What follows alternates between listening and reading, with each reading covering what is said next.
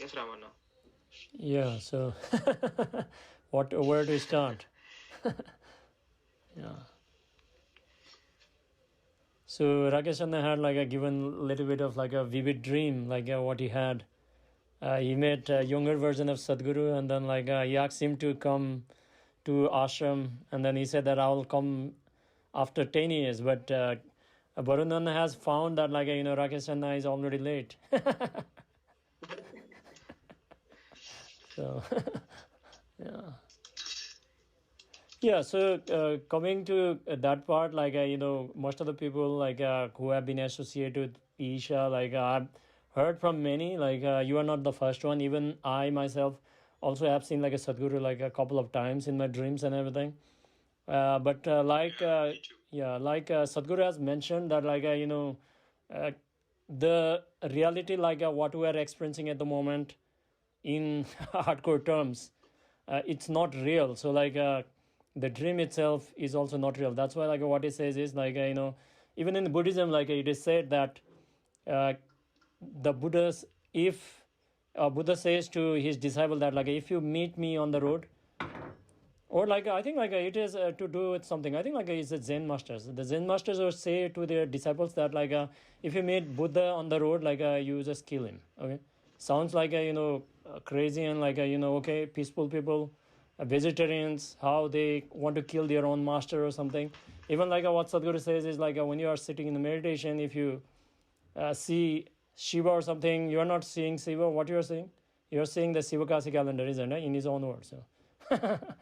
So similar to that one, like if you see Shiva or like even if you see Sadhguru, you just have to go on. You just have to go on and like don't get meddled into that one, because like whatever we call as like a reality or like whatever you, at least like the psychological reality, the dream is basically a psychological reality, because when you're sleeping, like your body is like paralyzed, and then only your thought process is there. Like scientists call it like it's just like converting your temporary memory into permanent memory. That's what they say. Like that is one of the function. Like what I've read and everything. But that is what it is. So like whatever you dream and everything, like it's fine. Like if it is good, like you can enjoy for a time being, but you don't need to like carry it with you. Like it's not a tangible reality. And like mentioned earlier, even Sadhguru says, and even like all these spiritual traditions and everything, it is said that like whatever even like whatever we are experiencing at the moment is only real in our own experience only. Like for example, like the way Akshay is experiencing is completely different from us. So yeah. So you should not like put too much importance on that one. Like that's what I guess what Sadhguru says is like whether it is a good thing happening or bad thing happening or something, we have to like just keep on moving. Yeah. Yes, sir. Just Yeah, I focus on your think sadhana. I had discussed about this with you as well. I think Yeah, yeah, about the dream, like about Sadhguru being in a dream yeah, yeah, once. yeah. Yeah, but no, like there are like uncanny stuff also. Like there are many ways. Like some people actually have got a different kind of perception levels. Okay, some of the crazy stuff. I think like in the last, I think it was the Sadhguru exclusive darshan, I believe. Sadhguru mentioned that like there was one akka. I think like everybody watched that one, isn't it? Yes. Yeah, yeah. So the akka from like a Rishikesh, like one of the Naga sadhu actually told her that like you go to Sadhguru, and the Naga sadhu like had his Mahasamadhi, but the the uncanny stuff is whatever Sadhguru was chanting was the same chant like the Naga sadhu was chanting. Okay, so so you cannot actually wrap your head around like what all this is all about. So crazy stuff. Yes, Barunana, you are like discussing about something, yeah, in the chat. So. Oh, yeah. I was wondering why are we seeking what we are seeking when we don't know what we are seeking is what we are seeking. Mm-hmm. I think like Sadhguru has already mentioned this in like a more simple words and everything. what actually like a Sadhguru says is that as long as you are animal or something, what usually happens is animal or any other beings, uh, for any matter. So basically, like it's just about survival process only, because they don't have this, the memory. Okay, they don't have this vivid memory. It is only because of the vivid memory that like we are capable of imagination, as well as remembering things, and then all that kind of stuff, which Rakesh has just demonstrated. Yes. Although he was unconsciously imagining stuff and everything, but that has happened. So basically what actually happens is, after you have this vivid imagination and all this kind of stuff, what actually happens is, now uh, things initially, like everything seems very new, novel, exciting and everything, but after a while, like because of your memory, everything starts getting like a mundane, dull, and very same thing again and again. Okay, just like you fall in love for the first time, wow, like she's the most beautiful woman in the world, but if you ask your friends, they think like you have lost your marbles, isn't it? Yes, yeah. For them, like she's just the ordinary person.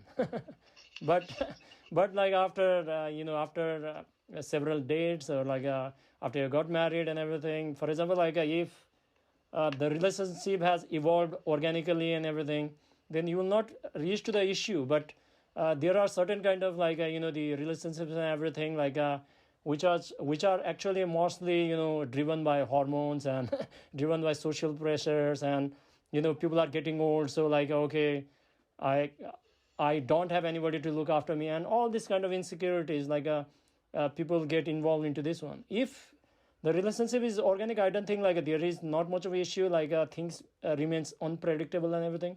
But when you get into the relationship, like with certain kind of expectation and everything, there, that is where like you create a trap for yourself, because after a while, like uh, it becomes like a very mundane and everything. That's what Sadhguru said, that like whatever you do in your life, like maybe like if you have a pot or something, maybe like 3 4 hours or something. If you have a drink, then maybe like a very strong drink, maybe till tomorrow morning you will have a hangover or something.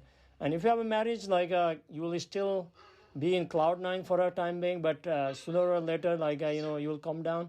That's a different aspect of it. But as we come as a human being, like it's the memory. Okay, it's the memory which actually gives you this sense of inadequacy. Okay, because like things are repeating itself again and again. You feel like you are not going anywhere. Now the mind always wants new thing. Okay, that is why like these mobile phones, internet, like YouTube and everything are very addictive, because every time you watch it, what you get a new thing, isn't it? Yes. So the mind will always want something new, and you go from one video to another. So because of all this reason, like although like that is the nature of mind, because like it's not a fault of mind, because the mind is just a mechanism, because like the more information it has, the better it can survive. Okay, that is the only use of mind. But what usually happens is, now you are asking a question that like what is the purpose of all this seeking? The mind can never know. Okay, the mind can never know, but your being can know. Okay, the being is knows. That's why you are actually like going towards Sadhguru. Okay, for example, like initially, like when you were a child or something, you grew up and everything.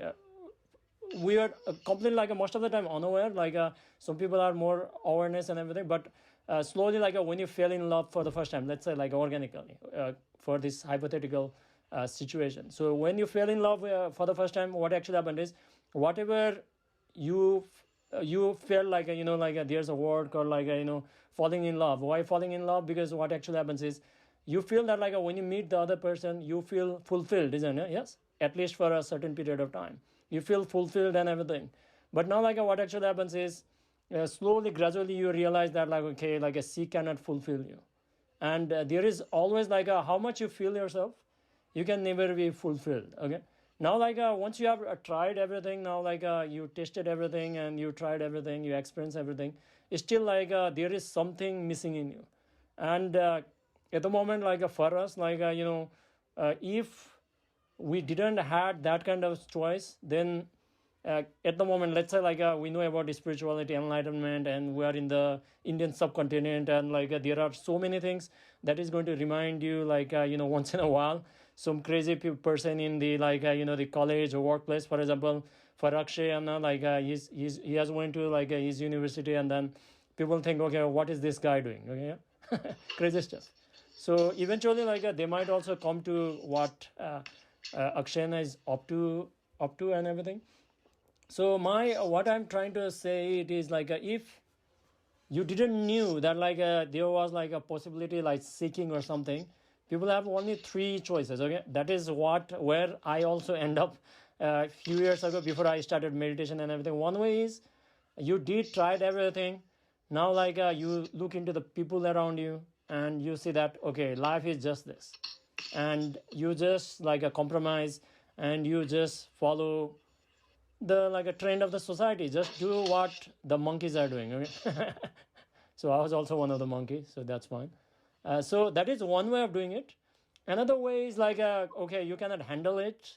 Now the another thing, what you are going to do it is you are going to slowly go mad. Okay, because you cannot accept the reality. If you cannot accept the reality, if you don't follow the crowd and everything, if you resist too much, if you start living in your own head in an idealistic way and everything, you will slowly go mad. Okay, now that is where people become become a crazy kind of artist or whatever it is, writing a lot of songs, and there are a lot of people like this at the moment in the world. And then so that is where they need a support system. The expensive support system is a psychiatrist, but most of the people don't go there. So what they do, they take drugs, they take alcohol, all this kind of stuff, just to numb your senses so that you are unaware. Okay, so what is going on in your life? But once that wears off, you come to the the square one. Okay, you are in the square one, and then you still know that whatever I've done, I've not gone anywhere.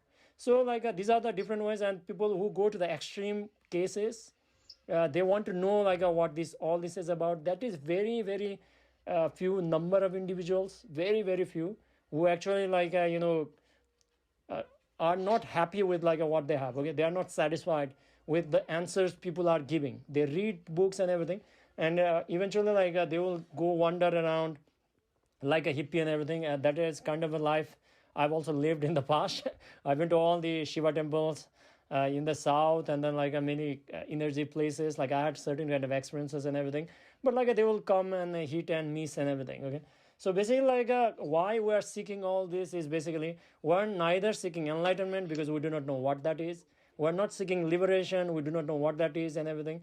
What we are actually seeking for is the fulfillment. Okay, if you want to use the general word that everybody understands, is basically the fulfillment. For example, when you do the sadhana and everything, you enter to certain kind of zone where whatever you are doing it does not actually matter anymore, isn't it? Yes, yeah. So you don't need to go anywhere, you don't need to anything, whatever it is. There's a certain kind of thought in the mind sometimes comes, okay, I need to do certain thing after this a sadhana. There is a certain kind of thought, it will pop up because that is a survival instinct. Okay, but at the same time, we're actually looking for fulfillment. Somebody calls it God, somebody calls it the enlightenment, somebody calls self-realization, somebody calls samadhi, somebody calls if you have gone to the because Barun Nanna has a certain kind of the Japanese background also. So association or a certain kind of relationship. So in Japanese Zen, it's called Satori or Kenso. So basically all that kind of state is such that you reach to certain kind of the fulfillment. Okay, now there are a certain words most of the people have this confusion. Some people says that okay, self-satisfaction, complacency, and fulfillment. Okay, these three are actually completely three different things. The self-satisfaction and complacency, these are the domain of mind. Okay, these are the domain of mind. So basically if you say complacent, basically means what? Whatever you are doing, you are satisfied with that. Okay, you are measuring with something, and that is what complacent. For example, let's say Akshana got a certain grade. I'm not going to say certain grade and then put a jinx on that one. I do not know whether you are like that much superstitious or not, but let's say like you didn't got what you expected. Let's say you are planning for 99, but like you got 98, or you expecting 100, you are getting 99. So you said, okay, you complacent, okay, like it's fine. Other people are even getting 70. Then like you get complacent. So you tried your best, but like you couldn't get it, so you get complacent. And self-satisfaction is also very, very similar to that one. Self-satisfaction actually comes because you do not know what is more possible, or like you don't have that capability to transcend. Okay, you tried hard, you couldn't do it. Now like you say, okay, like that is a philosophy actually, and like that is not going to help, because that is also the domain of the mind. Okay, and that is where like in Buddhism and any other like a spiritual context, like they always say that, okay, like don't desire, okay, don't desire much, like you should not desire and everything. You should be like self-satisfied. Okay, whatever you have, you remain satisfied and everything. But the nature of mind is such that like it can never be self-satisfied. It can never be self-satisfied, and how much you try, it will never be self-satisfied. And that is where like this like so many sects has come into the being. Okay, even Buddhism, like there are so many types. Hinduism, all this kind of stuff, like all these sects has got like too many sects, only because like if it worked, you don't need variety, isn't it? Yes, for example, if you want to go to the library, and if you go and like search for like a certain book on like theology or whatever, you will see so many varieties, only because it didn't work. Okay, if it worked, like you don't need too many books. Okay, so what we are actually looking for is the fulfillment. So basically like how fulfillment, I'll tell you like a real thing. Okay, so I attended the Guru Puja program like a few years back before the pandemic, and then I attended over there, and there was one akka like who used to conduct the Guru Puja program for like almost like all her life, like while she is at Isha. Okay, and she told that like this program was only open for the like brahmacharis initially, and she's now like it happens very rarely also, like only like twice maybe like in a year, because it's a very intimate process and everything. It's not like the like it's not like some kind of like a upayoga or anything. I'm not belittling like a upayoga is like inferior to that one, but like in terms of like a intimacy that is required, trust required between like a guru and then the like a disciple is like a very much in terms of Guru Puja. That's why like it is categorized as the advanced program. And what that Akka was saying that like this is the most fulfilling thing. And then like she says that like I don't have anything, but I'm the most richest person in the world. Okay, so the richness why she's saying is that is like for me like initially like okay, I'm just doing a sadhak and everything, but slowly I realized that like the kind of fulfillment through the spiritual process is such that like it cannot be taken away. It cannot be taken away at all. For example, like you got the salary, you may get fulfilled for a time being, but after a while, like you might have a like let's say you might bought the latest car. Okay, maybe whatever it is, and then like next day like your neighbor has got like a better car than yours. Okay? You got a job, like a better job now, like your cousin actually got like a more better job than that one. Okay, now all that kind of stuff, like a different kind of comparison will arise, like if you follow the path of like the self-satisfaction or something like that. And that is where like these ideas like seen and virtue will come into play. But like what we call as the fulfillment is basically like it's not, does not belong to the domain of what is called like a mind or something. For example, like when Akshayana actually got his like let's say he got the visa finally. Okay, so when he got the visa, like he got like a tremendous fulfillment, isn't it? Yes, yeah. But it didn't lasted too long. Okay, maybe like 2 weeks, 3 weeks. Like in some cases, like it can last for a longer period or time period, and that is where like what we chemically we refer that as a like a serotonin. Okay, so there is a dopamine, serotonin. If you guys know, I think like everybody knows a little bit about that. Serotonin is more comes through like the teamwork, and it's more lasting. Okay, because like getting his visa was not only his achievement, but his entire like a family's achievement. Okay. Yeah. दो bathroom है ना उसमें वो call में उसको पता वो देगा sorry Yeah, it's fine. Yeah. So basically like what we are looking for is basically the fulfillment. So what we call as the like enlightenment is like eternal fulfillment, just like Sadhguru. Okay, so he does not need to do anything, but the eternal fulfillment is there. And from like the discourses from Sadhguru and like spiritual practices and everything, the eternal fulfillment can only come when you are no longer the mind and the body. Okay, in your essence. At the moment, like we hit those peaks, like and like people who have done like advanced practices like samyam and everything, they can stay in those kind of states like as long as they can. It's just like riding a bicycle. Okay, you just need to maintain a balance and awareness and everything.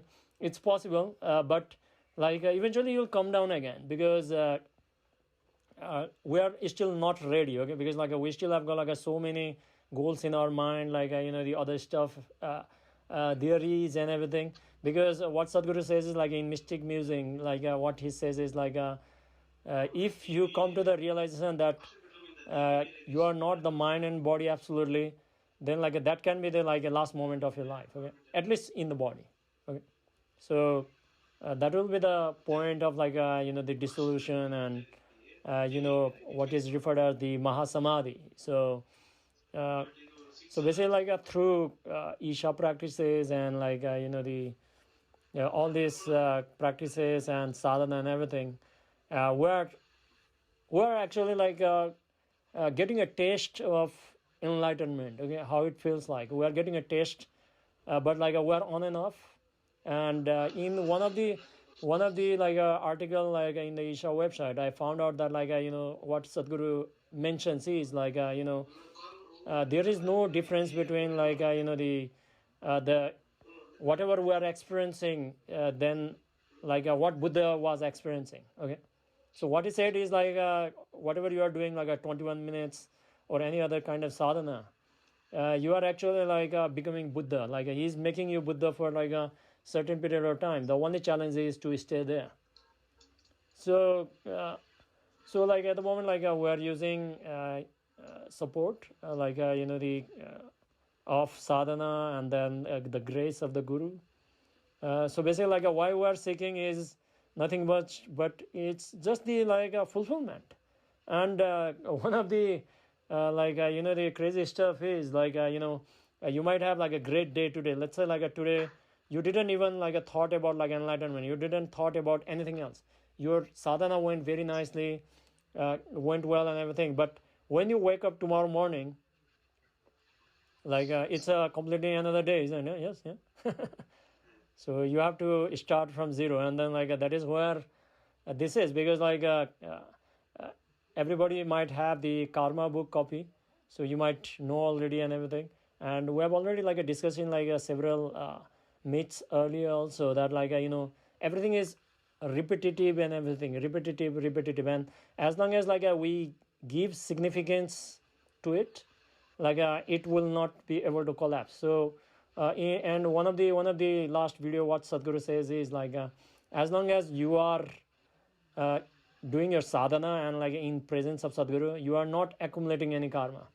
Okay, and that basically means like whether we do not know whether we are moving towards liberation or not, we are moving towards self-realization, enlightenment or not, mahasamadhi or not. It doesn't really matter, like as long as we doing our sadhana. And another thing is why we need to keep it doing, like even though our mind cannot grasp it, like why we're doing it and like what is this and everything. Only thing like what we can understand is basically this is the highest possibility like as a human being, isn't it? So if you compare with whatever you have been done in the past, this actually is on the top. So like even if we do not understand like why we are doing it, we know that like it is the best thing to do, and this is the best alternative we have. Yeah. That's what I was saying. Even if we skip everything and say 4 hours, Yeah. what we would get in that 4 hours, what we would do in that 4 hours. Yes, At correct. least this we think it might get us something or it might Yeah. not. But if we don't do anything for those 4 hours, it's not going to get us something. Yeah. Yes, Anand. So that's why better do it than not do it. Yes, Anand.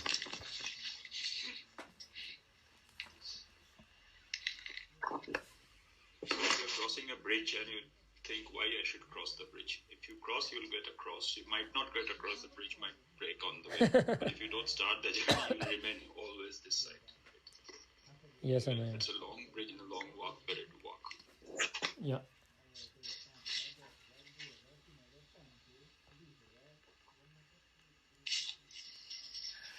Ramana, tell us some more things about the experiences you had. Experiences. Yes. I'll not. Yeah. So.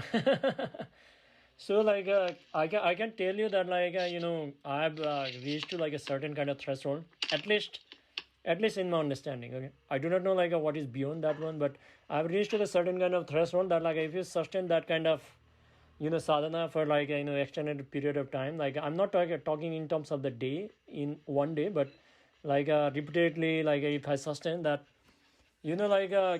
it has come to like in certain points, like I've come to certain point, like if I maintain that kind of intensity, like when I come out of the sadhana, like there's no duality in my mind. Okay, and the mind actually like fails to grasp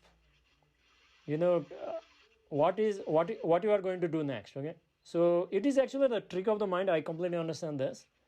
Because at the moment, like, on normal days and everything, what actually happens is, let's say you have got like a work meeting, you have to do certain kind of volunteering and everything.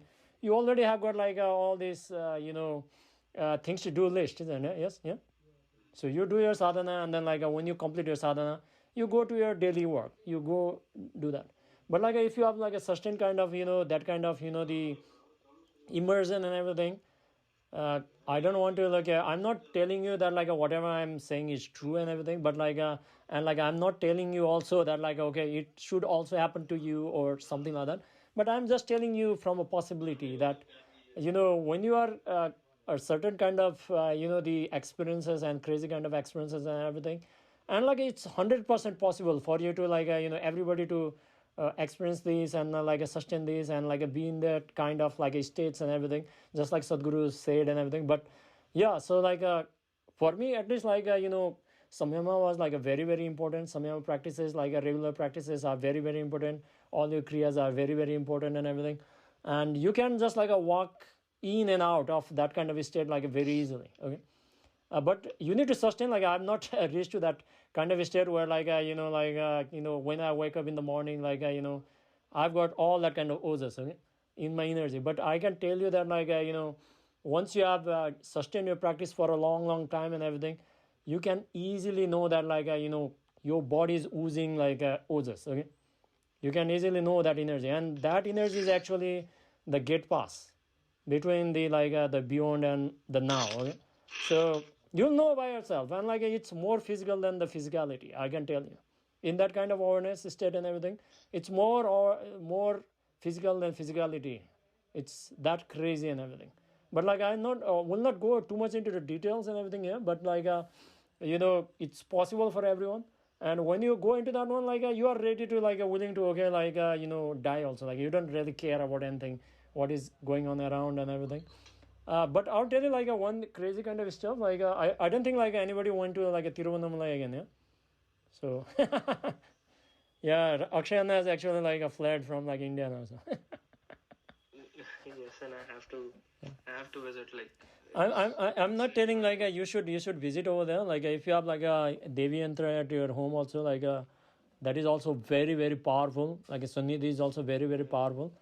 But like I'll tell you like one kind of, I think like I might have told you this, but like once I took my friends with me. Okay, I took a few of my colleagues, three of my colleagues. We went on a road trip to Tiruvannamalai, and they always said that okay like why you are going there regularly and everything. I took them at that time, like I was not initiated to Isha, so I took them, and then like one of my colleague actually went inside the meditation hall in the Ramana Maharshi ashram, and when he came out, he didn't want to speak for like a half an hour. Okay, so But now like he got married, and then like he told me like after few years afterwards, like he got married, and then like we met together in Hyderabad, and then he said that like he actually got scared. Okay, for example, like it's the same thing like what Borunanda was also saying. Okay, so like it's a long bridge, and then like should I cross it or not? Like if I try to cross, if the bridge is going to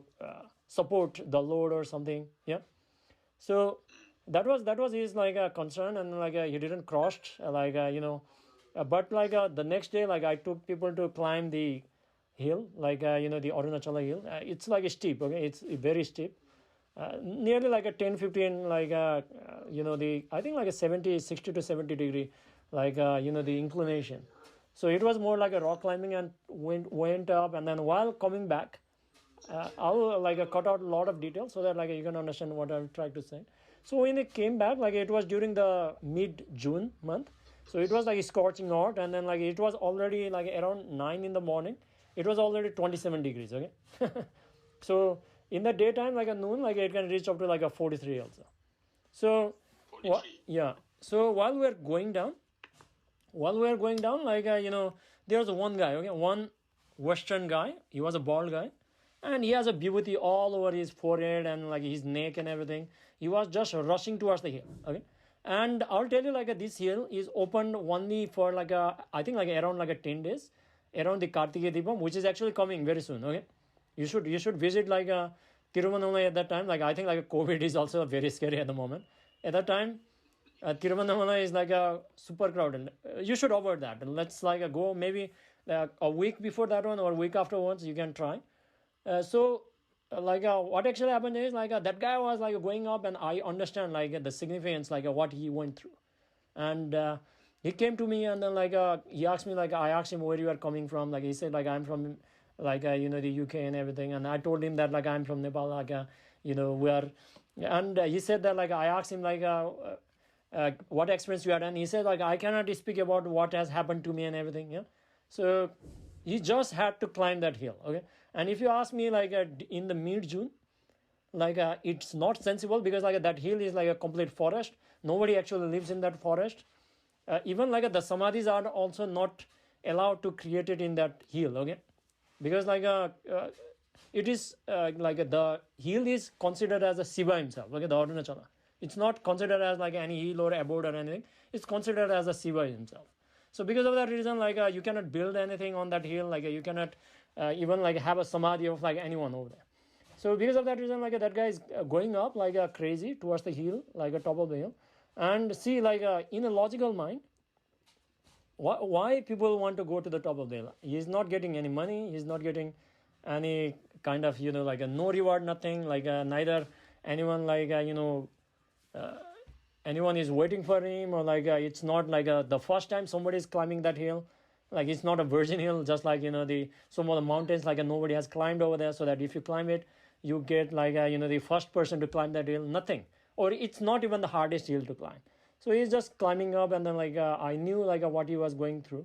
So that kind of experiences are possible like at that place. But like a crazy stuff is like it's not sustainable, and that is where I found I had to come to Sadhguru. I didn't even knew that like what possibilities like a Sadhguru was offering. I went to like inner engineering, and boom, it was the same experience like I had at Tiruvannamalai, but it was even beyond that. And it actually took me a long time for me to like actually, although like from one point of view like I knew the possibility of Sadhguru, but for me to actually know the significance of Sadhguru and like to accept him as the guru, okay, as the guru, was only after like during samyama only.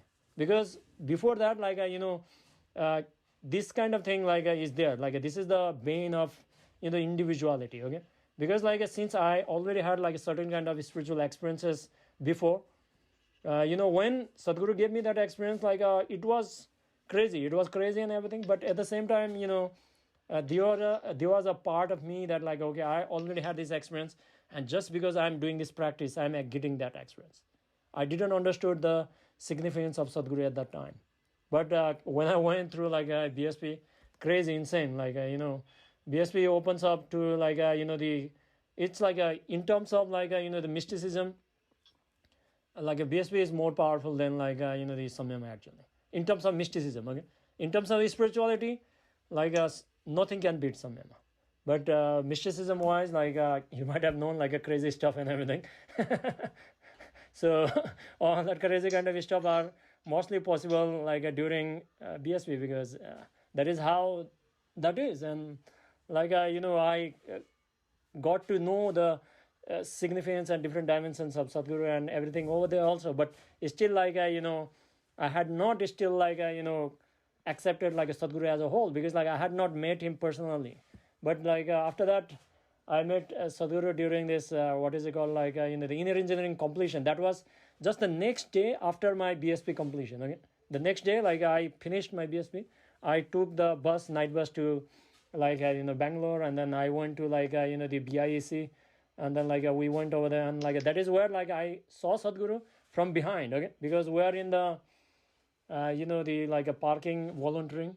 I met over there, and then like I could not actually like my mind, this is the same thing like I was telling you. Like after you have this extended like a crazy kind of states and everything, it does not actually happen during the advanced programs also, because in the advanced programs and everything what actually happens is if you had certain kind of experience, when you come out of that you feel deep kind of gratitude.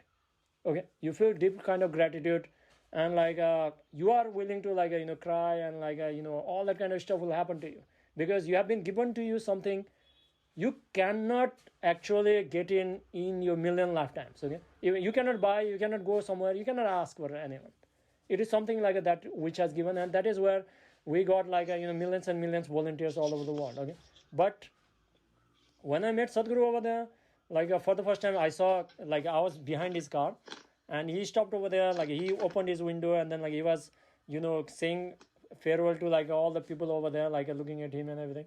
And like my mind couldn't actually figure it out. Okay, anything, it cannot figure it out. Like it's not about like I felt good or bad or like anything, like the mind couldn't like figure it out anything. It was like dumbfounded, and that is the kind of like a situation like if I do certain kind of states for an extended period of time, like that is what I'm experiencing. I do not know like what that is. I still need to explore, but like the mind like struggles like after that kind of stuff and everything. So it's crazy. And yeah, so like that was the first time like I physically like saw him from like a close proximity. But after that, like rest is history. Like I met him like several times in several sessions. Samyama is one of that part. But like crazier things started happening. I'll tell you like most of the people tell you that like something happens when you least expect it, isn't it? For example, like you must have heard these kind of stories that some people got enlightened like while they are doing like a normal kind of job, even they were not expecting. I do not know whether you guys have read like several like stories like that. Yeah, so I had like that kind of profound kind of experiences like even when I was not expected. One of the thing happened like I was like I was making my bed. Okay, when I was making my bed, like it just like exploded. Exploded like without doing any sadhana or anything. It took me like a half an hour just to like complete a bed. Okay, I was in tears and all that kind of stuff happened. And one time like I was coming back in the flight. Okay, I was in like Pune for one of the clients' place. I came back, I did my shunya at like at the airport, and while I was like moving towards the the boarding the plane, like it exploded just there, like without any reason. And like these kind of things happen because like it didn't happen accidental or anything, because of the process. Okay, the process that has been put forward, and like certain kind of devotion, and like what Sadhguru says is like something known as the nishtha. Okay, there are like several like the Sanskrit words. I know like people from some of the states like they hate like Sanskrit words and Hindi word terms and everything. I'm not against them and everything. Like people wants to have their own, like they want to preserve their identity and everything. That's fair enough. Now like there are certain words like every seeker should know. Okay? If you are following like Eastern mysticism and everything, there is something known as the kripa there is something known as the bhakti, there is something known as like a nishtha, and there is something known as the kalyan. Okay, so these are the words, and then like if you translate them into English, they don't actually justify too much. They just don't justify actually. For example, like a sadhana, like when you translate into like the spiritual practice, does not actually do justice to that word. Okay, when you translate like a kripa into the grace, it does not translate to that significance amount of that one. For example, like there is a word called das. Das does not have actually got like a literal translation in like the English. Okay, the closest it comes into the slave or a servant, but both of them does not qualify to that word. For example, like some of you might be like a great fan of like the Krishna Das and everything, isn't it? Yes, yeah. He sings like very devotional songs and everything. Krishna Das is there. If you look, he is like the predecessor like a Ram Das, and there are like many like a Tulsi Das, Sur Das, all that kind of like a so many Das are there. so so like that it loses in translation. And for example, like what we call as a nishtha is basically a commitment. Okay, commitment as a way of like it does not translate much in commitment in English, but like a nishtha basically means it's a overflow of like a deep gratitude to the guru. Okay, it's more like a paying a loan back to the guru. It's more like a guru dakshina. So people like who have got like a sannidhis and like who do all that kind of like have very powerful consecrated stuff at home, like I wouldn't say stuff, but like a yantra and like the energy forms at their home. They have been initiated into certain kind of nishtha. They have to sustain that, okay, because that is like they have been given like a certain kind of responsibility in life. For example, like for me, like I do lot of sadhana and everything, but I have got like a still I think like I still have not crossed certain kind of limitations where I can actually like take certain kind of the sustained like a responsibilities. Okay, for example, like people who are in the karma yoga path, they have got like a sustained the responsibilities. I do not know, like maybe like it's my karma, I do not know, like my tendencies or like whatever I went through in the past or something, I do not know. But yeah, so like but like if you ask me like where one should like chart their spiritual experiences and everything, I'll tell you like spiritual experiences are not the goal by itself. They are not the goal by itself, but like they actually are the like checkpoints. Okay, you are on the right track. That is what it is. If you are not having a spiritual experience, that basically means like it does not actually mean that you are on the wrong path, but it means that like you need to intensify your practices, because like life is very short. Okay, you need to intensify. Use whatever method you use. Okay, for example, like I can have spiritual experiences, but like if you see like I do like a lot of sadhana. Okay, I do a lot of sadhana because I know that like if, for example, like one of the thing is like during the COVID era also, like you might have came to the realization of like the mortality also, yeah, more evident. Yes, yeah, you couldn't go out of the house and all that kind of stuff. So basically because of that reason, like if you die and think, okay, don't think in terms of like you are losing everything. You are losing everything, that is obvious, everybody is losing that.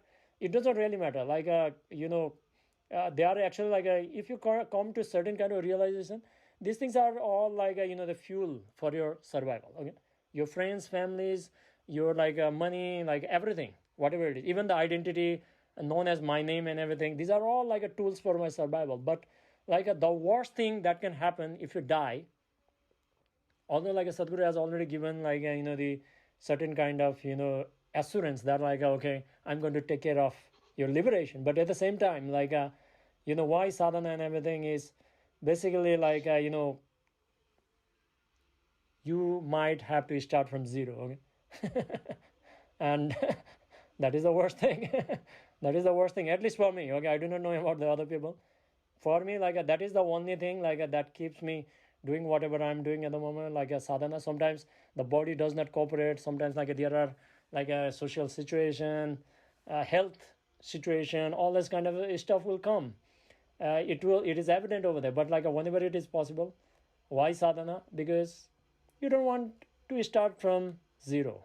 That is the only reason. So if you want to know the path and everything, the first comes is, if you want to know like a track, okay, like the path, how all spiritual people goes through, based on, at least in my understanding, what I've seen and what I've gone through, is the first thing is everybody is unaware. For example, Varunana mentioned that part. Okay, initially the main discussion was that why we are looking towards enlightenment or whatever. Forget about enlightenment, but people are always unfulfilled. Okay, whatever they do, unfulfilled. And that is where the Buddha also said that he gave a four noble truth.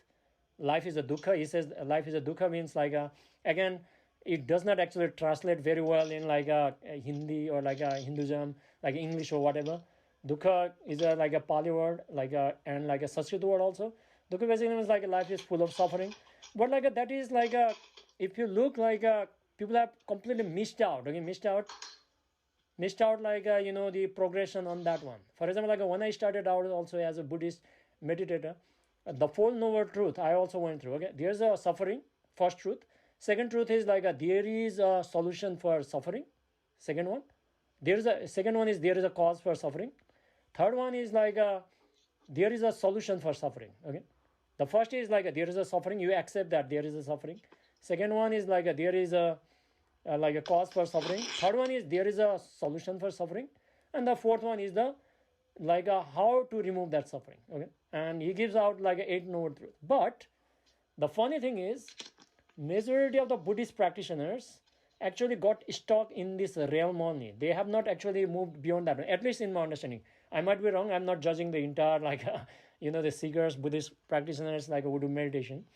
But at the same time, in my understanding, many people are just stuck over there, because that is what is more popular, and this is the main problem with most of the people also. Okay, who are seekers or whatever it is, and they have completely misunderstood Buddhism, because in Buddhism what actually happens is the Four Noble Truth. There is a suffering. The cause of suffering is considered as the desire. Okay, so that is where people came with words like you should not desire, detachment, attachment. All this circus came only because Buddha says the problem of your misery is desire. Okay, so but people didn't move beyond that one. They didn't heard how to solve there is a solution for problem, and meditation and everything, because nearly, I think nearly 90 to 95% people, even 98% Buddhists don't even meditate. Okay, now why I'm telling you this is because what we know as this Four Noble Truth are actually the teachings for the beginners who have never done meditation in their entire life. And these category of the people are known as the rabagas. Rabagas basically means the people who listen. Okay, Shravaga comes from the word Shravan. Okay, Shravan. So in Sanskrit also Shravan means to listen. So basically people who have never done meditation in their life, they have to listen, isn't it? Same thing with energy engineering and all these other courses also, because initially you don't know anything, so you have to listen.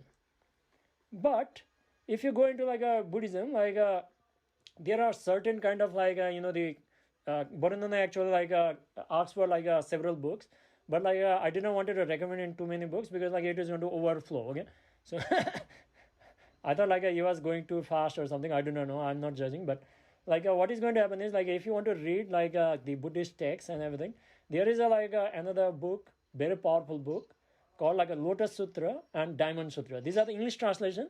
In the Pali word, these sutras, or in the Pali word, it's called sutta. Okay, sutta and sutra are same.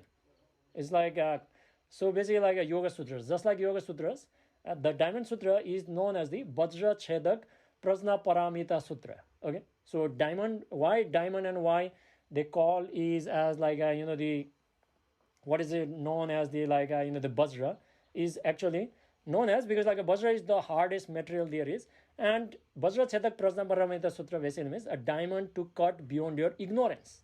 Okay, that is what is it called. Okay, and the Lotus Sutra has got its own another name, longer name. Most of the people don't even know. Now what actually happens is the Diamond Sutra or the Vajra Chedak Prajna Paramita Sutra and other sutras, these are not meant for the beginners.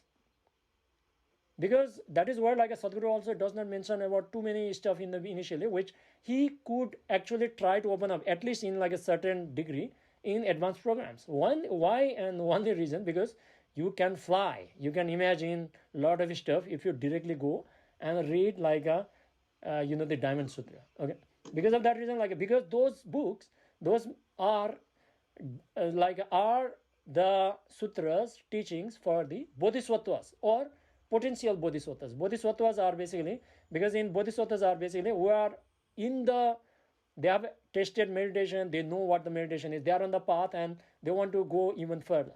Okay, so that is what are called like the teachings of the bodhisattvas. So people who are the beginners, shravakas and bodhisattvas, they cannot be treated equally in the same way.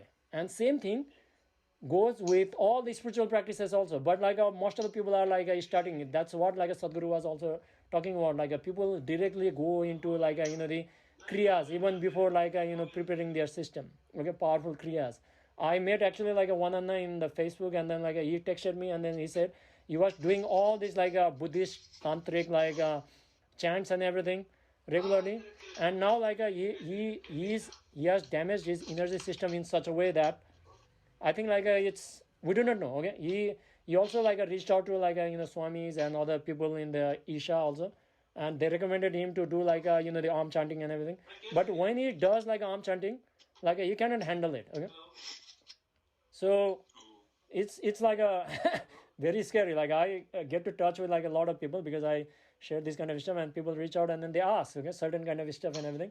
And in one of the place like what Sadhguru has mentioned is like there are certain kind of people who have damaged their energy system beyond repair in this lifetime.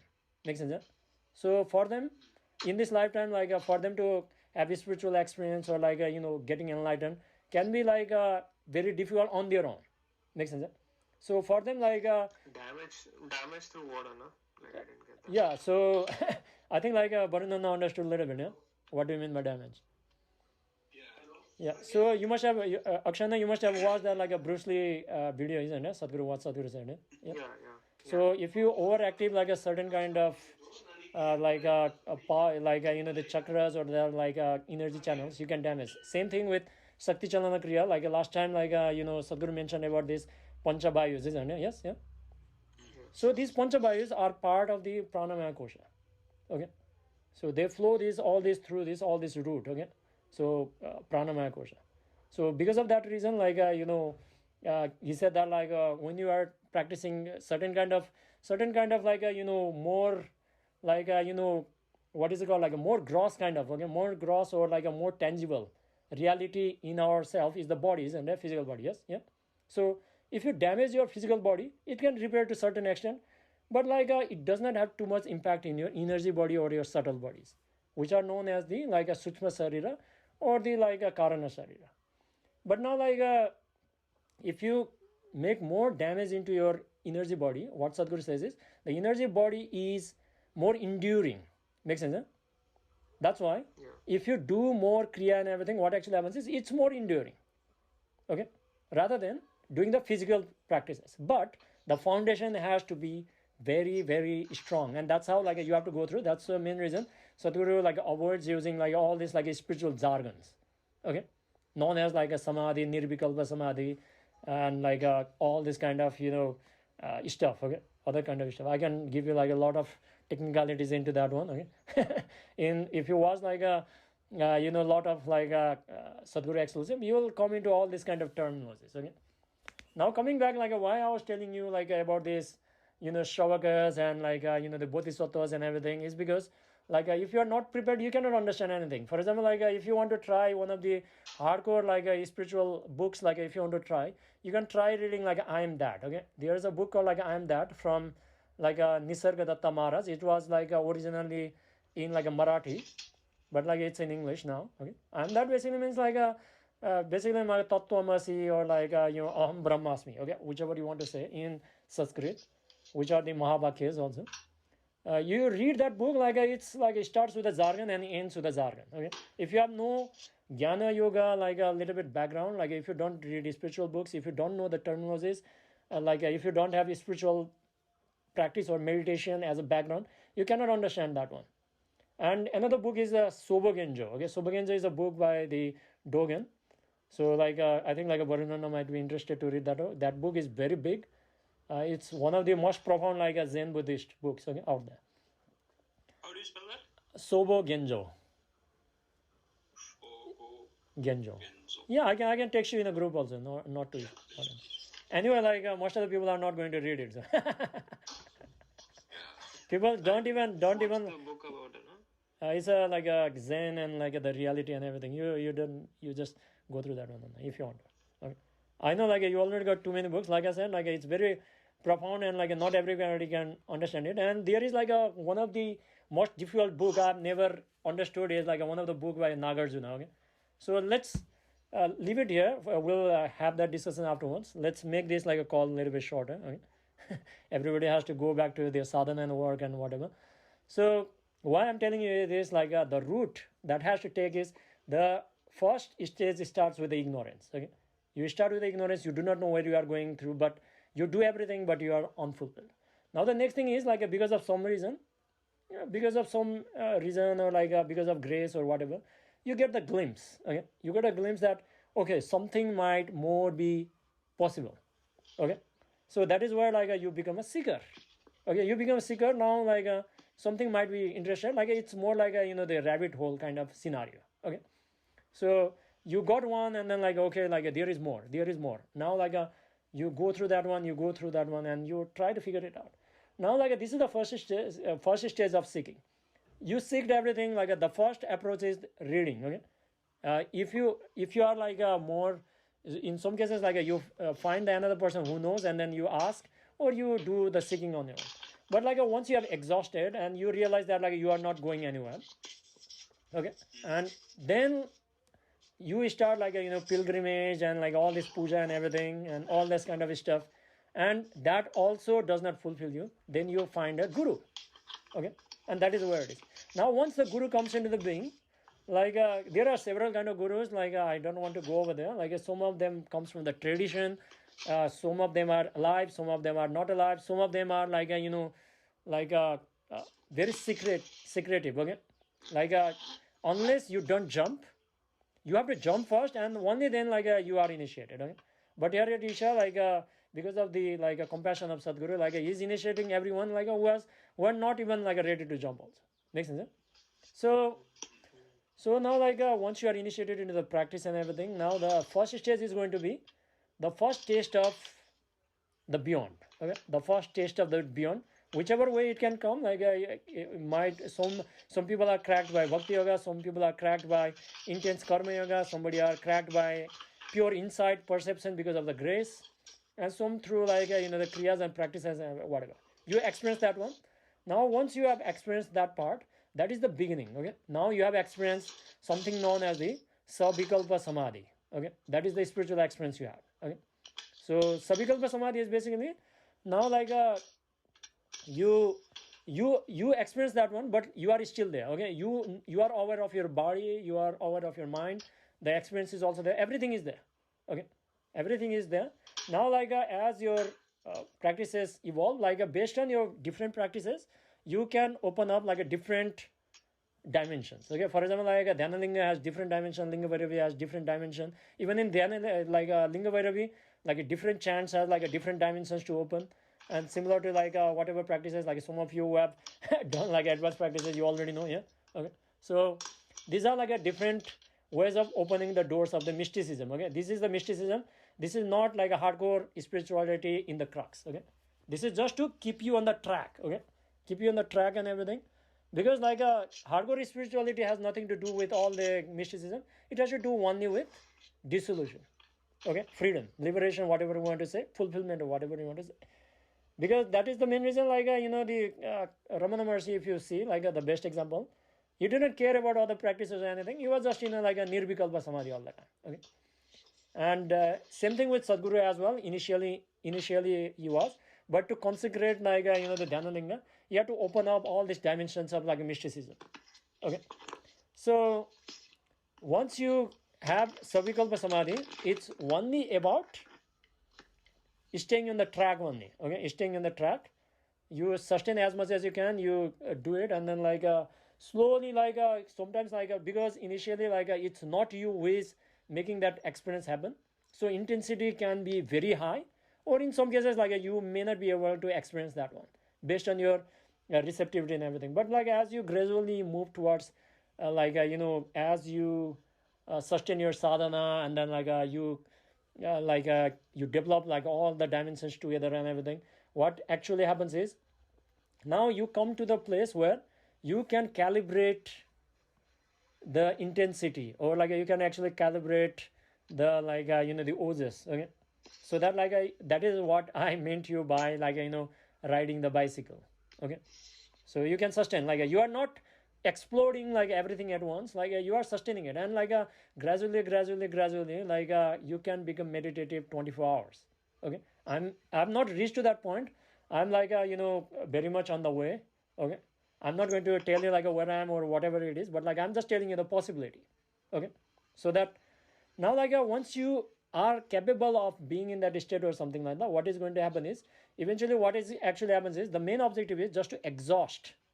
Okay, either to exhaust all your karmas, just like I think you must have read in the karma, and what Sadhguru must have told many times also. There are only two ways: either you have to dissolve your karma yourself, or you have to use the higher power to dissolve your karma, or you just distance it from yourself. Makes sense? So whichever way it is, once you have exhausted everything, you will reach to certain kind of states where you are in minimal contact with your mind and body, and that is where there is no difference between life and death.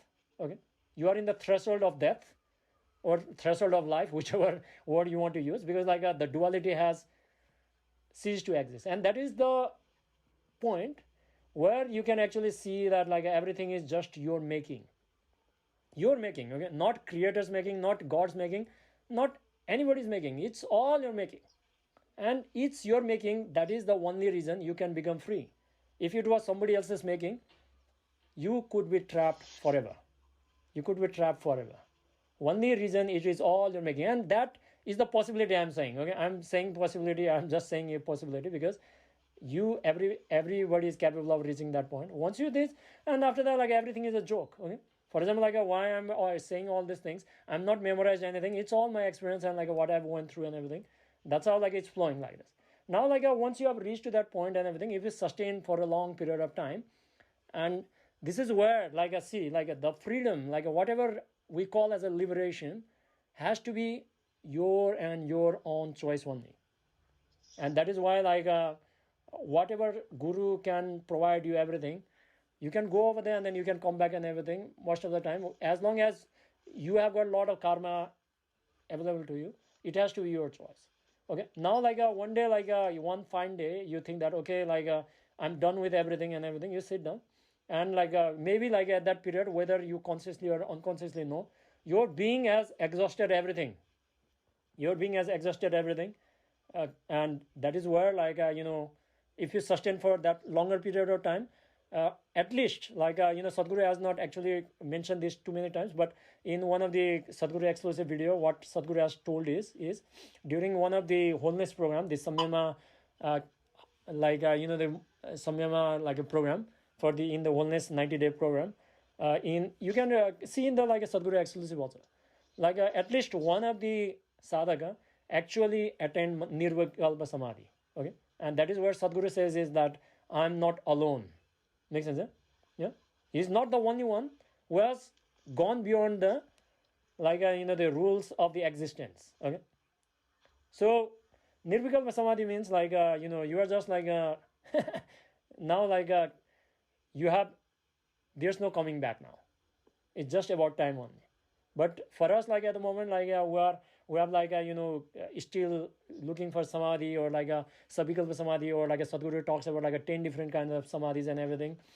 We are still in a process, and once you go to that threshold, whether you consciously or unconsciously go, your being knows, your being is completely ready, whether you consciously know or not. At that moment, boom, you go into nirvikalpa samadhi, and once you go there, then that is where you lose the both body consciousness and mind consciousness. Okay, and that is where if you read like what Sadhguru went through in the Chamundi Hill, that is actually one of the example of like a nirvikalpa samadhi. And like he told also like another example, like he was sitting one place and then like for 7 days, like after 7 days he came out, and that is the same scenario with like the Ramana Maharshi also.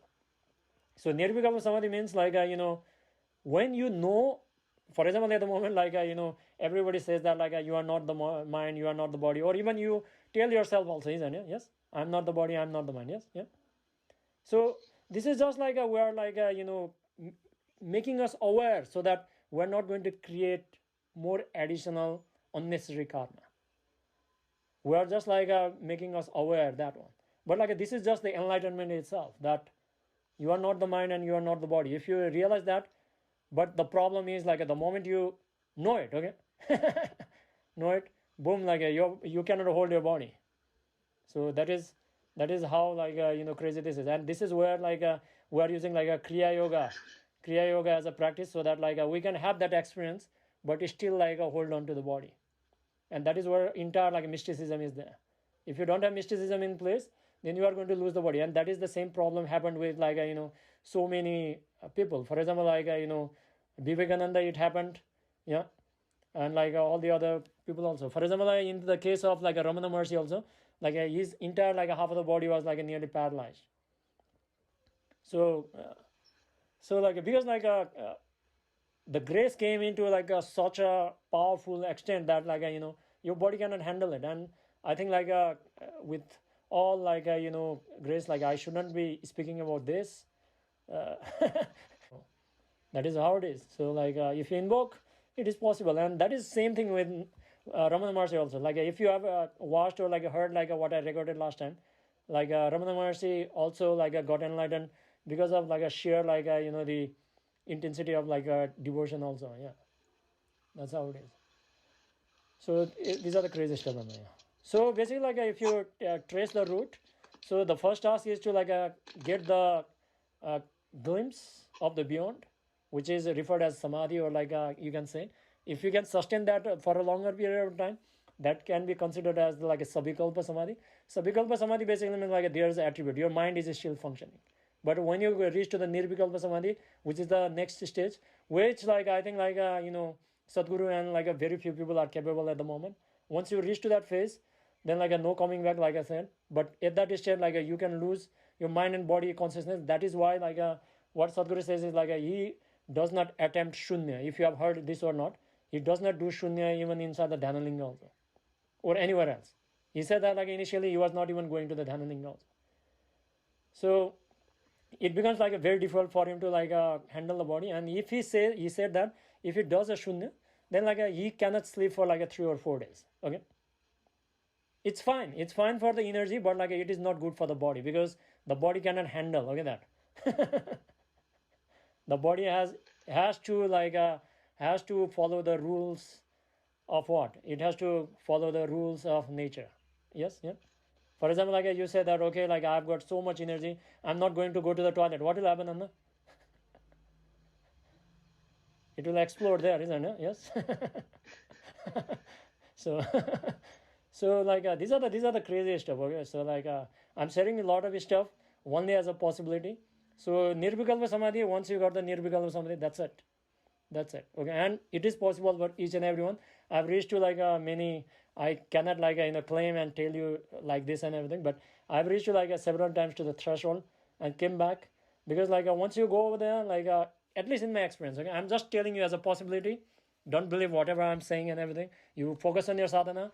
The main thing is to get the glimpse, then sustain it for certain as long as possible, and make it as intense as possible, so that like you exhaust everything as quickly as possible. Why we try to exhaust as quickly as possible? Because Sadhguru has already mentioned that this is already 4 o'clock, okay, in the evening. Yes, and I think like it's 4 o'clock also. Yes, Anna, yeah, Borunana. It's 4 o'clock for Sadhguru also, and it's a 4 o'clock during this meeting also. Yeah, see at the coincidence. Yes. So, and like I said, like if I die, even if I got liberated, I do not know, isn't it? Yes, yeah. It's a sad thing. That is what Sadhguru also mentioned about like a Mahaviji also. Okay? He said that it's a great for a being, but as Mahaviji, as a physical, with a physical body, she was unable to experience what enlightenment actually means to be as a alive being. And this is a great possibility. Okay, this is a great possibility we have in our hands, and that is why you have to do the sadhana. Okay. See, for me, whatever I've experienced and everything, it is beyond me. Even if I, whatever it is, I cannot go into all this rambling again and again. But this is what it is. You get the glimpse, you sustain that, you have to maintain that, and what you have to be in that grace for 24 hours. Once you get that, you don't really care about enlightenment or whatever it is. But slowly, gradually, once you exhaust everything, whatever you have, boom. That's it. And once you get the nirvikalpa samadhi, and to experience everything or what Sadhguru can offer, you don't need to attend nirvikalpa samadhi. Okay, but the main thing is, because a nirvikalpa samadhi, there's no experience. Okay, that is what it is. Now you have gone beyond the experience also.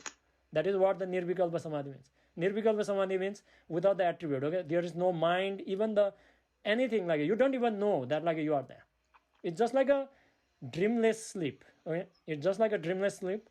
You went in that, boom, you came out, it's night. Okay, you went in, you came out, it's already 3 days. Okay, yeah, it's 5 days, whatever it is, I do not know. Okay, I cannot actually tell all that stuff, but after that it's gone. And in many texts, what they said is, if you remain in a nirvikalpa samadhi continuously for 31 days or 33 days, whatever it is, then your being cannot recognize the body as itself. Okay, so basically at the moment the limitation is what is keeping us alive and keeping us entangled also. Okay. so this is like that. Okay, so it's if you eat, what you have to do, you have to go to the toilet. If you wake up, you have to sleep, isn't it? Yes, if you sleep, you have to wake up. So it's the duality is there. So yeah, so nirvikalpa samadhi, and if you attend nirvikalpa samadhi, it's the end game. So when you're saying you're doing a lot of sadhana now, yes, that of course our practices, if someone has done some, I think it doesn't take more than 4 hours, 4.5 hours in a whole day. Yeah. Now, see, more than that, I'll tell you, break this a little bit, more hardcore here. So basically, there are certain sadhana, they are for just to handle your karma. Okay. For example, again, I don't think I should be speaking all this kind of stuff. And let's say I'm not going to go into the details, and I'll not take the name of the practices. Okay, yeah. So there are certain kind of practices which are designed to handle the karma. There are certain kind of practices, they are designed to dissolve the karma. Okay, and there are certain kind of practices which are meant to develop the foundation, and there are certain kind of practices which are meant to build the ladder. Okay, in the Sadhguru's analogy. Okay, and there are certain kind of practices which are actually used to climb that ladder. Makes sense? Huh? So basically, Hatha Yoga and everything, I'm not going to the spiritual practices, just Hatha Yoga only. Hatha Yoga is basically designed to build the foundation, balance, yeah, awareness and all that. Yes, yeah, and this is a very generic stuff. It has a spiritual dimension, yes, 100%. But it can be done by anyone. Okay, who is not interested to climb the ladder, who is not concerned about building the ladder. Yes, yeah, all that kind of stuff. And there are certain kind of practices which are experiential in nature. Makes sense? Huh? So basically, whenever I'm talking about the practices and everything, I'm doing a lot of practices. Basically, I'm going all out with all this kind of stuff at the same time. Yeah. So you are maybe you wake up in the morning, you do certain kind of practices to build up, and then all that kind of stuff I'm talking about. So basically, it's up to you. I cannot recommend you how to do this or anything. It's just evolved within me. Okay, so I did a certain kind of practices, and in certain combination or a certain way I'm doing it. It is actually more productive. Makes sense? Eh? So like this is how you have to figure it out. I actually gave you the hint and everything. You have to figure it out. Like see, like very simple. Som sadhana to handle your karma, som sadhana to dissolve your karma, som sadhana to build the foundation, som sadhana to build the ladder, and som sadhana to climb the ladder. And there are some sadhana to handle your external life also. Yes, yeah. So to make a Devi more popular, a Devi is the one who is going to help you handle the external world more easier, so that you can focus more on your sadhana. Okay, Devi is not designed so that you focus on your external life. Okay, most of the people have completely misunderstood a Devi. Okay, the main reason is because if you are not having the grace of deity like Linga Vairavi, you might be spending your entire day only management and organizing your survival processes. And yes, yeah. So if you are managing all that, where will be time and energy left for your spiritual sadhana? So that you invoke Devi and then you take the grace of Devi and then you handle the external environment, so that, because she is going to take care of your survival chakras, which are the lower 3.5 of them. Okay, so these are the survival chakras, the lower ones. So and the upper 3.5 chakras are chakras of the transcendence.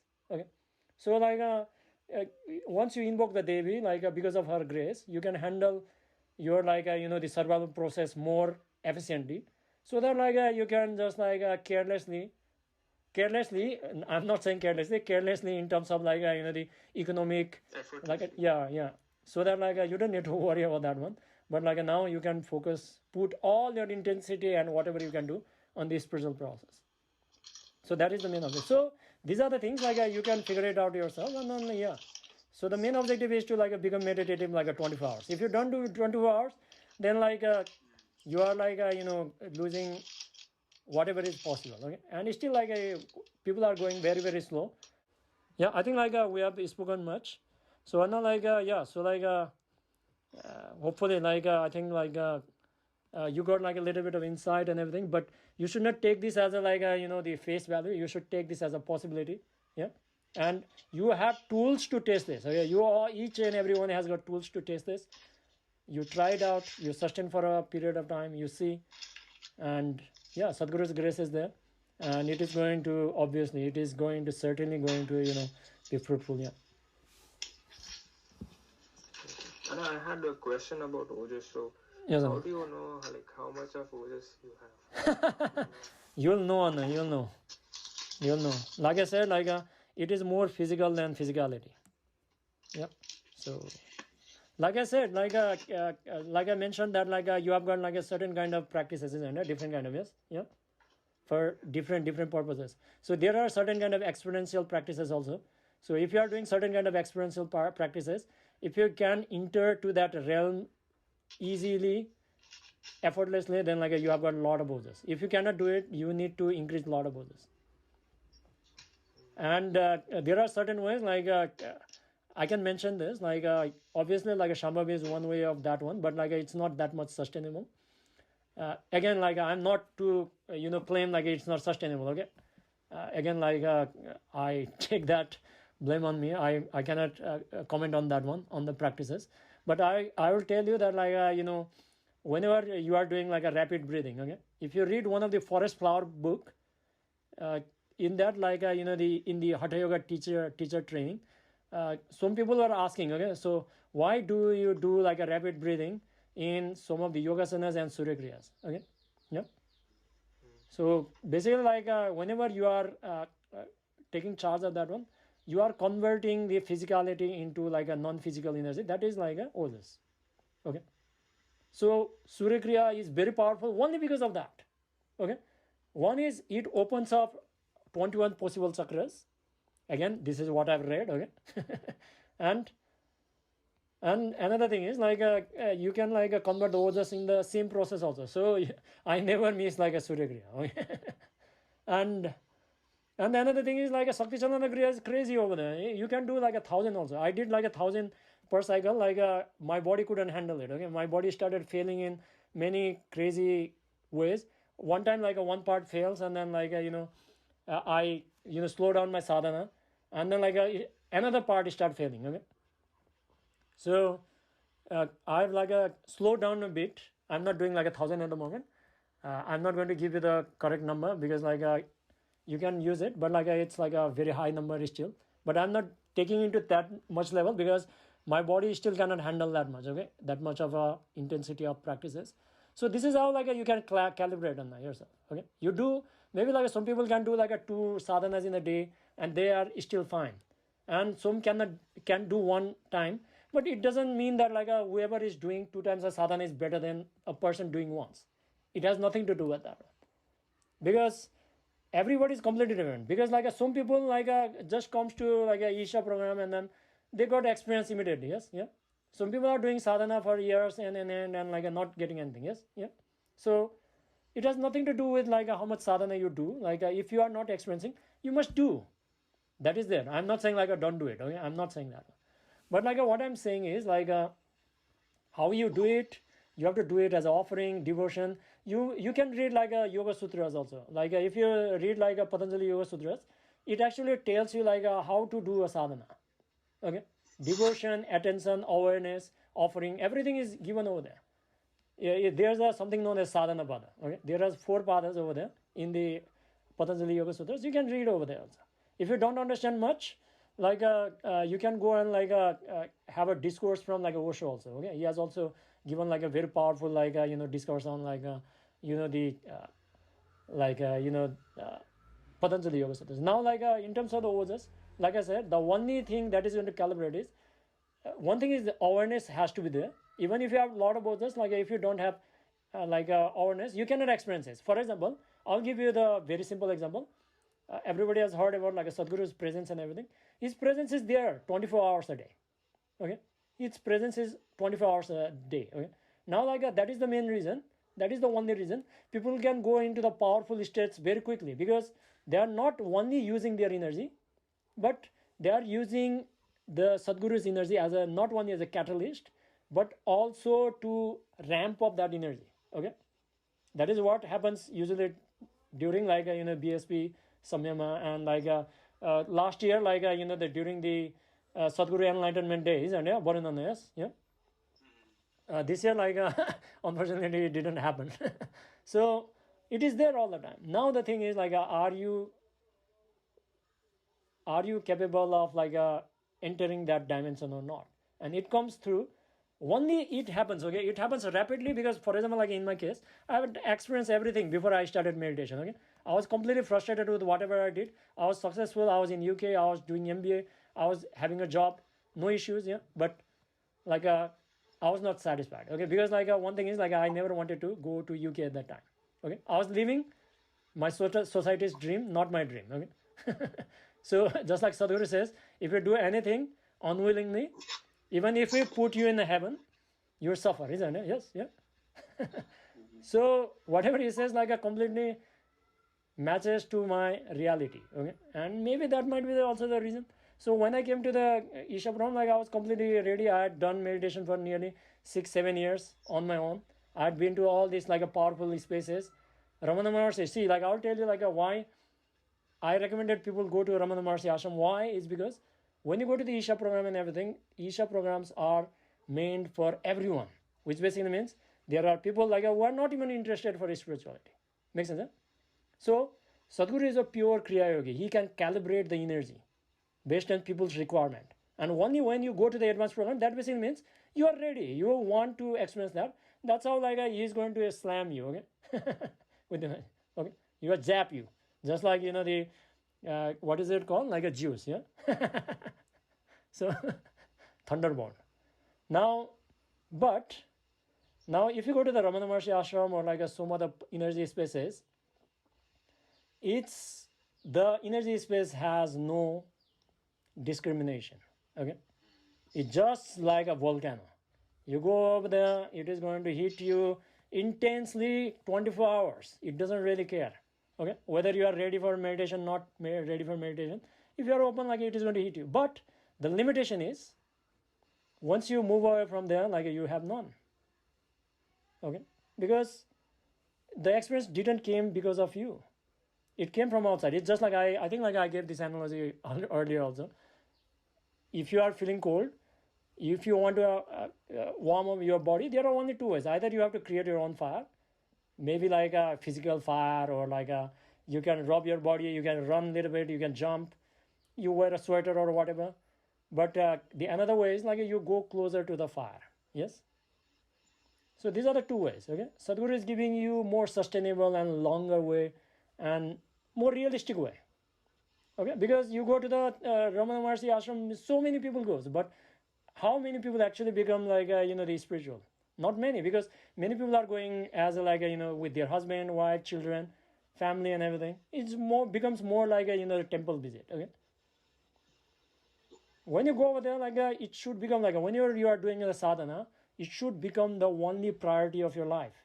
For me, why I'm telling you this is because this is the only thing which is significant for this being. I'm not talking from the perspective of Ram, okay? I'm talking you from the perspective of this being. Sadhana is important for this being. The sadhana is not useful for Ram, okay? If I say Ram, then like I get more identified with the society, okay? I need to fulfill the responsibilities of the society, okay? So this is what it is. I've tried everything, like this is the only thing that is, and like now, like why this is the most important thing. Somebody might ask that, okay, like why there cannot be something important then? No, there cannot be anything important than that. Why? Because through these practices you transcend your mind. Okay, because once you transcend your mind, you cannot compare anything, because something becomes inferior, something becomes superior only because of the comparison, and comparison is the is the process of mind. Okay, once you transcend your mind, like no comparison, nothing is there. It's just like if you want to know like a exciting word, boom. Okay, it's just boom. That's it. Yeah. So I think like Akshana. So like that is what it is. So like ojas basically means like what you actually refer as the ojas is basically you can say like a Sadhguru's presence also. Okay. So.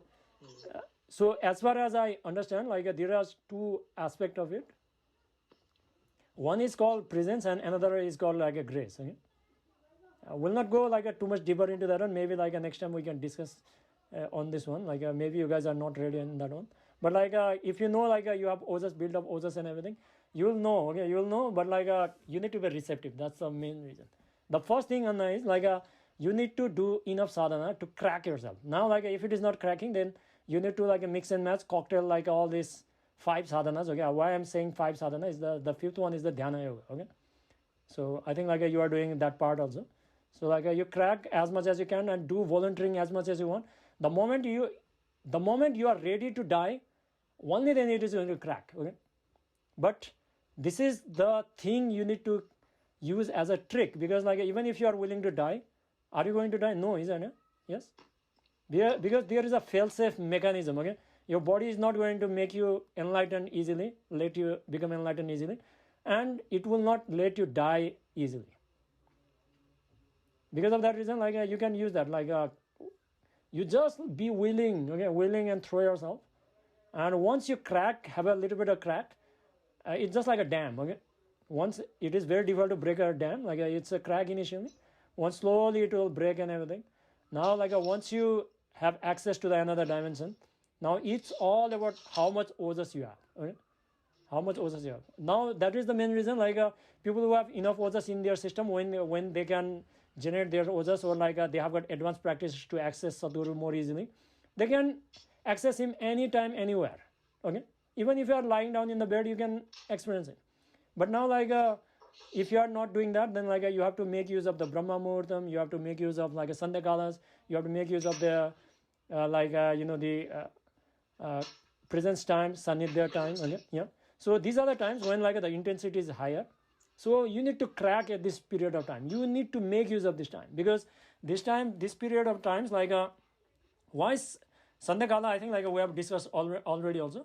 This is a time when like your body goes from like a sattva to rajas and tamas, and like a tamas to rajas to tamas, and then like a sattva to tamas, and like it goes like that. Okay, in the morning it goes from tamas to like a rajas, and in the evening like it goes from rajas to tamas. Okay, from activity to inertia. It will slowly go by itself because the solar energy is like depleting in the night, and in the morning like the solar energy is like increasing. So at that time like your body is already in the motion. So at that time like you can shape it yourself. That is why it is called Brahma Murtam. Brahman basically means like it can become creator. It can become like a the entire existence and everything also. But like here like a Brahma Murtam basically means a creator. Okay, just like Sadhguru has mentioned in his video. Not his video, but like our video, but like Sadhguru has given in the discourse. So, like you create yourself, okay? So like you can shape yourself. So you need to crack yourself. Like the moment you crack once, it's more easier. Now like the only thing is like priority one. Yes, Anna. So like I'll tell you like when you know that like the ojas is more physical than physicality. Okay, this is the word you need. Okay, no, I think like we can speak afterwards. Okay, we crossed I think like nearly 2 hours. So yeah. Yes, sir. Yeah. Yes, sir. Okay. Yeah. Okay. So everybody like please intensify your sadhana. I'll like post some of the books I mentioned. Yeah. So you can look about it. I know that like most of the people will not read it, but anyways. Great. I will read. Oh, yeah. I have a minute. I just have one small doubt. Oh my God. Yeah, no, please tell me. This may take time, or you may just. No. Just I'll give you like a one-line answer. Okay. I'm bad with one-line answer, but like I'll give you one line. Okay. You told 2 times that you got exploded in the airport. You got exploded. Yeah, there. correct. So Yeah. I don't know what is the meaning of exploded. You don't really care about it. You just need to think that it's a possibility. For example, you can equate that with the Barunana was asking, yeah, so enlightenment and everything. We cannot know what is the enlightenment, but we know fulfillment, isn't it? Yes, yeah. Yeah. So that is what it is. So that like something is going to may happen to you. Again, like it's a process. Just like Sadhguru says that like you cannot make it happen overnight. For example, like if you take care of the root, mangoes will come, isn't it? Yes, yeah. So you just stick to the process. Whatever will happen, will happen. Yeah. How do I know I got exploded? I am not. Everybody will know, isn't it? Have you in the ashram like have you heard like people screaming? Oh yeah. Okay. Yeah. So like some people, some like explosion comes through like are expressive. Some explosions are like implosive. You know the implosive, yeah. Yeah, so like since I'm living at home, so like I'm implosive here. But when I go to the ashram, like I do both. So maybe something wrong. So it's up to you. Yeah.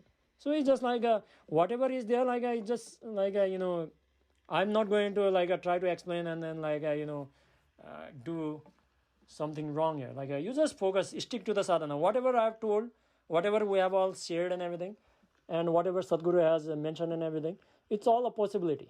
Yes? You have to take it as a possibility. Okay? So if it happens, if it happens, good. If it does not happen, what is it is? Very good. It's very good because at least you tried, isn't it? Yes, yeah. You didn't like gave up. You didn't became like, for example, like if you look into the other people, okay, who are not spiritual people, you already know their like how their story is going to end, isn't it? Yes, yeah. But at least in your place, you may still have doubts and everything, but you know Sadhguru as the ultimate potential. Yes, yeah. Yeah. You don't know about the enlightenment. You don't know about liberation. You don't know about Shiva. You don't know about anything, but you know Sadhguru. Yes, correct. Yeah. And maybe like you may not know Sadhguru as the entirety, like what I have explained and what I discussed, or anybody has discussed and everything. But like all these people cannot be lying, isn't it? Yes, yeah. And another thing is the final thing. I want to end this like again, like this is getting longer. Okay. Again, thing is like, is there anything more significant you have found that can be done better than this? That is the question you have to ask every day. Okay. Yeah. So that is the same thing like a Bodhinana was saying. Okay. So he does not want to do like a 4-hour sadhana, let's say, in a day. But what to do other than that? Yes. Yeah. So there is nothing else which is more significant than this. Yeah.